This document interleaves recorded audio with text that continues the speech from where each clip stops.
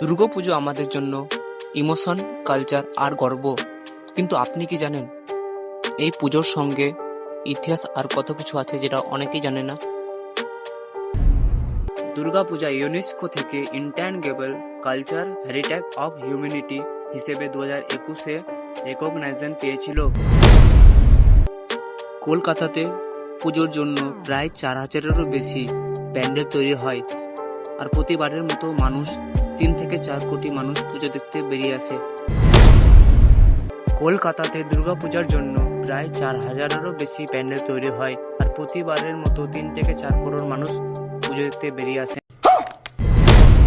দুর্গাপুজো প্রথমে ঘরে ঘরে হতো, কিন্তু 1990 সালের দিকে শোভাবাজার রাজবাড়িতে রাজা নবকৃষ্ণ দেব বারোয়ারি পুজো বা সর্বজনীন পুজো সূচনা করেন।